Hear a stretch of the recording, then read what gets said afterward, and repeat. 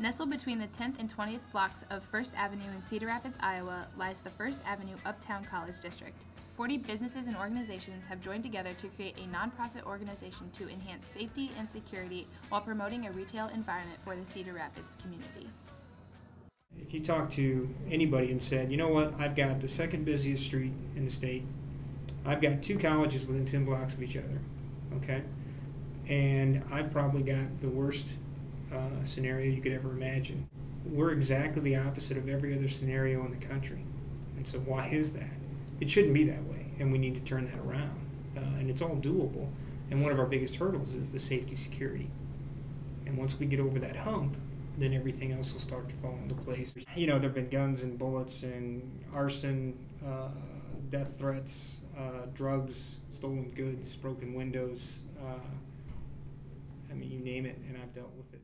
The city's first police substation recently opened at 1501 First Avenue Southeast. According to Lieutenant Charles Meeks, the heightened police presence in this area over the past year may be one reason the crime rate in the district has decreased. Coe College was one of the first entities along the First Avenue Business District to approach us last year and say, hey, we think we've got a problem here.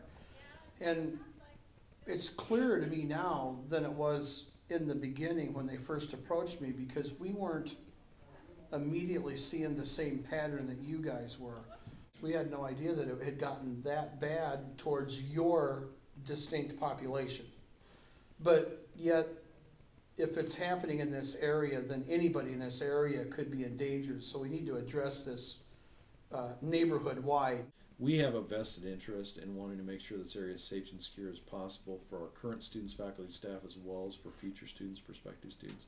I think, and because of some of the crimes we've seen here on First Avenue in the last 2 to 3 years, and even historically, you know, that continues to be a concern and priority. But we have to remember that it's like drugs and alcohol. We'll never make crime go away 100%, ever.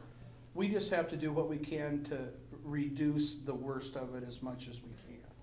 We're not South Central LA here. We're not, but we're not Disneyland either. And I think the message that we keep trying to get out to the public is, hey, this isn't a police department problem. This is a community problem. To make this district successful, it's got to be a mix of community, INCO, and frankly Mount Mercy students too. But I think it wouldn't take much from any of those constituencies to improve. You know, it's sort of like the more positive things that happen, it sort of becomes a snowball effect. When interviewed, Mayor-elect Ron Corbett said, "I think the district shows that they're organized. The business community is diverse, and the city has to step up and try to find ways to help them from a funding standpoint."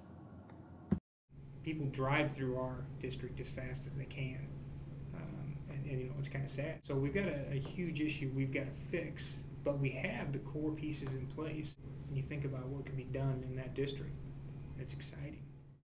For more information on the Uptown College District, you can visit their website at www.uptowncollegedistrict.com or attend one of their bi-monthly meetings held at the Community Connection Center. I see my dream. Every day I see my dream. Every day I see my dream. Every day